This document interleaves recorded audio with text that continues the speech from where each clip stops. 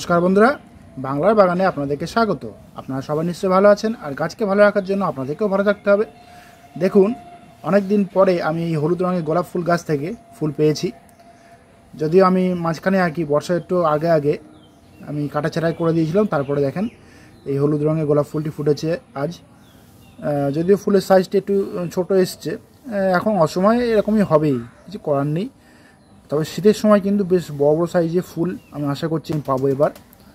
দেখেন এই গোলাপ ফুল গাছটি থেকে দেখেন কতগুলি গোলাপ ফুল একসঙ্গে ধরেছে, দেখতে পাচ্ছেন নিশ্চয়ই আপনারা।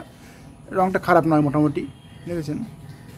আর যেহেতু বৃষ্টি হচ্ছে, তার মধ্যে হঠাৎই রোদ্দুর উঠছে, সেহেতু দেখেন এই গোলাপ ফুলের পাতাগুলি কিন্তু পুরো পুড়ে গেছে, দেখেছেন। তো ওই বর্ষার জন্য কিন্তু আমি গাছে কোনো খাবার বা কীটনাশক কিছু আমি দিতে পারছি না, সেই জন্য কিন্তু পাতাগুলি দেখেন পুরো পুড়ে গেছে। কেননা একসময় হঠাৎ বৃষ্টি হচ্ছে, একসময় রোদ হচ্ছে, এই জন্যই কিন্তু সমস্যাটা হচ্ছে। পরিচর্যা বিশেষভাবে করতে হবে, তো আমি সেই ভিডিওটি আপনাদের সঙ্গে শেয়ার করব, অসুবিধা নেই। তো টাইটেল আর থাম্বনেল দেখে আপনারা নিশ্চয়ই বুঝতে পেরেছেন যে আমি আজ আপনাদের সঙ্গে কি বিষয় নিয়ে আলোচনা করব। তো তাহলে চলুন সেই আলোচনার বিষয়ের দিকে তাহলে এবার যাওয়া যাক।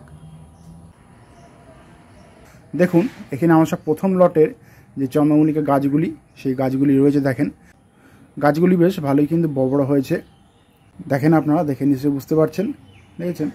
গাছগুলিকে কিন্তু আপাতত আমি ভালোই বড় করতে পেরেছি।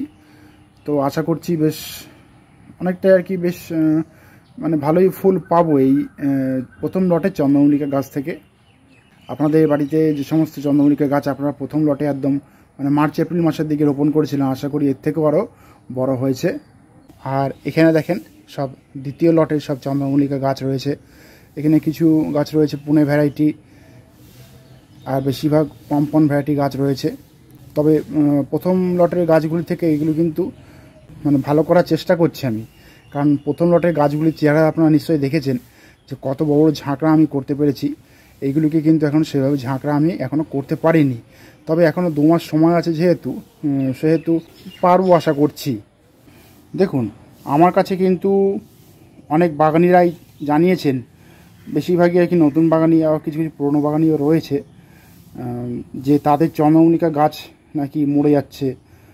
যারা সদ্য চারা বসিয়েছেন তাদেরও নাকি একই সমস্যা হচ্ছে, গাছ ঝিমিয়ে পড়ছে এই অবস্থায় মানে হঠাৎ বৃষ্টি হঠাৎ রোদ্দুর হচ্ছে সেজন্য।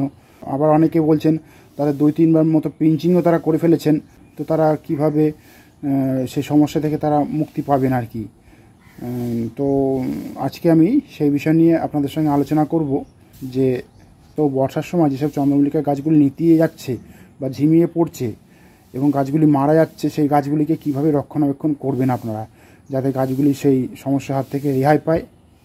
ভিডিওটিকে আপনারা স্কিপ করবেন না, আপনারা সম্পূর্ণ ভিডিওটি দেখবেন মনোযোগ সহকারে, তাহলে কিন্তু আপনাদের চন্দ্রমল্লিকা গাছেও এই সমস্যা দেখা দিলে আপনারাও কিন্তু আপনাদের চন্দ্রমল্লিকা গাছগুলিকে সেই সমস্যার হাত থেকে মুক্তি দিতে পারবেন খুব সহজেই। শুধুমাত্র যে আপনাদের ক্ষেত্রে এই সমস্যাটা হচ্ছে তাই কিন্তু নয়, দেখেন আমার গাছের ক্ষেত্রেও কিন্তু ওই একই সমস্যা দেখা দিয়েছে। দেখেছেন, এটা কিন্তু রেড কালারের স্পুন ভ্যারাইটির একটা গাছ। এই গাছটি দেখেন পুরো নেতিয়ে পড়েছে। গাছটিকে বেশ একটু বড় করতে পেরেছিলাম, দেখেছেন ডালগুলি দেখেন সব নেতিয়ে পড়েছে। এই একটা দুটো বেশ অনেক কটাই মোটামুটি অন্তত 10 থেকে 12টি ডাল আমি বের করতে পেরেছিলাম, তারপরে কিন্তু এই অবস্থা হয়েছে, দেখেছেন। তো গাছটিকে এত বড় করে তুললাম, তারপরে এই সমস্যাটা হচ্ছে কেন? এই পেছনে কিন্তু 2 থেকে 3টি কারণ রয়েছে। এর মূল কারণ হচ্ছে একটাই, এই সময় গাছগুলিতে কিন্তু ফাঙ্গাসে অ্যাটাক হচ্ছে। এছাড়াও কিন্তু দ্বিতীয় কারণ হলো, যেহেতু বর্ষাকাল চলছে সেহেতু কিন্তু বাতাসে জলীয় বাষ্পের পরিমাণটাও কিন্তু অনেকটাই বৃদ্ধি পাচ্ছে। তো আমরা তো আর বৃষ্টি বন্ধ করতে পারবো না, এটা প্রকৃতির সৃষ্টি, কিছু করার নেই। এই সময় এই সমস্যা থেকে এই গাছগুলিকে রক্ষণাবেক্ষণের জন্য আমাদেরকে প্রথমেই যে কাজটি করতে হবে সেটি হলো, আপনাদের গাছ এরকম নিতিয়ে গেলে এরকম আপনারা করবেন কি, একটু নিড়িয়ে দেবেন, দেখেছেন, এরকম একটু নিড়িয়ে দেবেন। গোড়ার যে মাটিগুলি রয়েছে এরকম একটু নিড়িয়ে আলগা করে দিতে হবে। আমরা জল, খাবার, ওষুধ সমস্ত কিছু দিচ্ছি, কিন্তু গাছ এভাবে নেতিয়ে পড়ছে। অনেকে গাছ দেখবেন আরও বড় হয়েছে, তাদের গাছও কিন্তু এরকম ঝিমিয়ে পড়ছে বা নেতিয়ে পড়ছে। তো তাদের ক্ষেত্রেও এই একই সমস্যা, বৃষ্টির জন্যই কিন্তু সমস্যাটা হচ্ছে। দেখেন এইভাবে কিন্তু মাটিগুলিকে একটু আলগা করে দেবেন, তার ফলে হবে কি, মাটির মধ্যে দিয়ে বায়ু চলাচল কিন্তু করতে পারবে। কারণ মাটিটা এই যে বৃষ্টি হচ্ছে, বৃষ্টির ছাট লেগে মাটিটা চাপা পড়ে যাচ্ছে। দেখেন আমি দেখাচ্ছি, পাশে চন্দ্রমল্লিকা গাছটি ক্ষেত্রে দেখেছেন বৃষ্টি যেই ছাট পেয়েছে, দেখেন মাটিগুলিতে দেখেন সাদা সাদা একটা ছিটছিট মতো হয়ে গেছে। এটা কারণ হচ্ছে যে মাটি যেহেতু আলগা নেই, মাটিতে কিন্তু বায়ু চলাচল করতে পারছে না, এর জন্য কিন্তু মাটিতে এক ধরনের ফাঙ্গাস এর অ্যাটাক হয়েছে। মাটি যদি আমরা এরকম খুঁচিয়ে খুঁচিয়ে বা একটু আলগা আলগা করে দিই, তাহলে কিন্তু সেই ফাঙ্গাসের অ্যাটাক কিন্তু সহজে আর হবে না মাটিতে। কারণ মাটিকে যদি আমরা এরকম খুঁচিয়ে খুঁচিয়ে আলগা না করে দিই, তাহলে মাটির মধ্যে যে গ্যাসটা আর কি সৃষ্টি হচ্ছে, সেই গ্যাস থেকে কিন্তু একটা ফাঙ্গাস মাটিতে আক্রমণ করবে এবং মাটি থেকে কিন্তু গাছের শিকড়ে আক্রমণ করবে সেই ফাঙ্গাসটি। যার ফলে হবে কি, গাছের শিকড় পচে যাবে এবং যাদের গাছ এরকম বড় বড় হয়েছে বা ছোট অবস্থা চারা গাছে নিয়ে বসিয়েছেন, তাদের গাছে কিন্তু শিকড়ে ফাঙ্গাস লেগে কিন্তু তাদের গাছ মারা যাবে। এর কারণ হচ্ছে কি, একসময় কিন্তু সকাল থেকে বৃষ্টি হচ্ছে, আবার কিছুক্ষণ পরে রোদ্দুর উঠছে। এই যে ওয়েদারের যে ডিফারেন্সটা, সেই ওয়েদারের ডিফারেন্সের জন্যই কিন্তু সমস্যাটা হচ্ছে। সেই জন্য সেই সমস্যা থেকে মুক্তি পাওয়ার জন্য আমাদেরকে টবের মাটিগুলিকে এরকম খুঁচিয়ে দিতে হবে। আপনাদেরকে আমি আগেই দেখালাম যে মাটির উপরে একটা যেমন সাদা সাদা লেয়ার পড়ে গেছিলো। সবসময় কিন্তু খেয়াল রাখবেন সেই সাদা লেয়ার মতো যেন না সৃষ্টি হয় আপনাদের টবের মাটিতে, তাহলে কিন্তু আপনাদের চন্দ্রমল্লিকা গাছের শিকড়ে কিন্তু ফাঙ্গাসে অ্যাটাক হবে, গাছ কিন্তু এরকম পুরো ঝিমিয়ে পড়বে। সেই জন্য কিন্তু আগে থেকে কিন্তু আপনারা সতর্ক হবেন।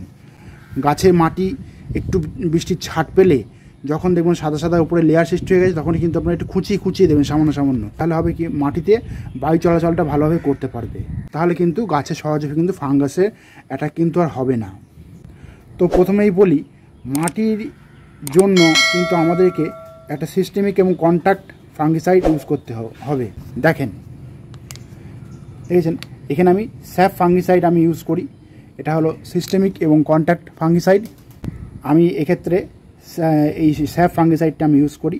আপনাদের টবের মাটিতে যদি এই সমস্যাটা দেখা দেয়, তাহলে কিন্তু আপনারা এই ফাঙ্গিসাইডটা ইউজ করবেন।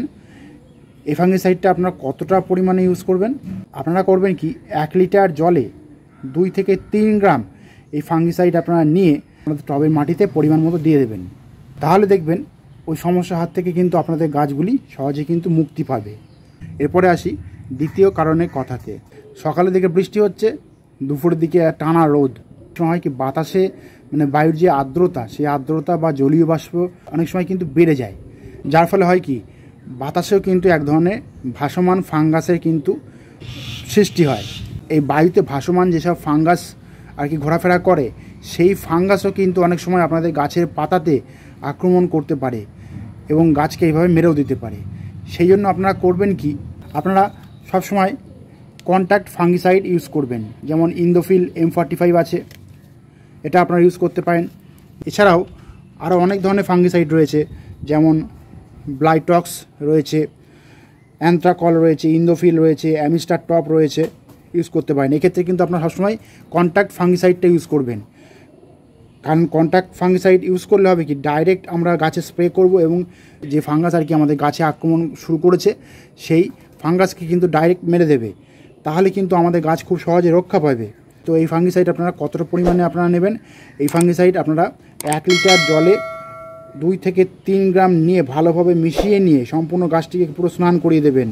তাহলে কিন্তু দেখবেন আপনাদের গাছ এরকম ঝিমিয়ে পড়বে না এবং নেতিয়েও পড়বে না, এবং গাছের উপরিভাগের পাতাগুলি দেখবেন ঝাঁ চকচকে থাকবে এবং শিকড়গুলি কিন্তু সহজে রক্ষা পাবে। আর সবসময় আপনারা খেয়াল রাখবেন, 2 ধরনের ফাঙ্গিসাইড কিন্তু আপনারা একসঙ্গে ইউজ করবেন না। প্রথম দিন আপনারা মাটিতে স্যাপ ফাঙ্গিসাইডটি ইউজ করলেন, পরের দিনকে আপনারা যে কোনো কন্ট্যাক্ট ফাঙ্গিসাইড, যে ফাঙ্গিসাইডগুলির নাম আমি বললাম, সেগুলি আপনারা জলে গুলে সম্পূর্ণ গাছটিকে পুরো স্নান করিয়ে দেবেন। তাহলে দেখবেন কিন্তু আপনাদের গাছে সহজে কিন্তু ফাঙ্গাসের অ্যাটাক কিন্তু আর হবে না। তো আমি এই বর্ষার সময় আপনাদের চন্দ্রমল্লিকা গাছে কি ধরনের ফাঙ্গিসাইড কখন আপনারা ইউজ করবেন, কতটা পরিমাণে নিয়ে আপনারা ইউজ করবেন, তাহলে আপনাদের গাছে শিকড়ে কোনো ক্ষতি হবে না, গাছের উপরিভাগটাও বেশ সুন্দর থাকবে, এরকম ঝাঁ চকচকে হবে, গাছগুলি সহজে মারাও যাবে না। সমস্ত কিছুই কিন্তু আমি ডিটেলসে বললাম।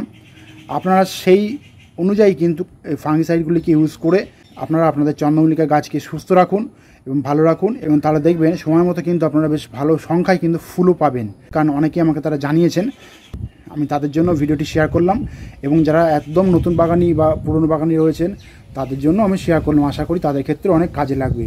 তো বন্ধুরা, আজ এই পর্যন্ত। আর যদি কোনো কমেন্ট থাকে তাহলে কিন্তু বাংলার বাগানকে জানাতে ভুলবেন না, কারণ বাংলার বাগান সবসময় আপনাদের পাশে ছিল, আছে এবং থাকবে। আর আমার এই ভিডিওটি যদি আপনাদের ভালো লাগে তবে লাইক করবেন, গাছপ্রেমী বন্ধুদের মধ্যে শেয়ার করবেন, এবং আমার চ্যানেলটিকে সাবস্ক্রাইব করে বেল আইকনটিকে প্রেস করে অল নোটিফিকেশনটিকে প্রেস করে রাখবেন, যাতে নিত্য নতুন ভিডিওগুলি আপনাদের কাছে খুব সহজেই পৌঁছে যেতে পারে।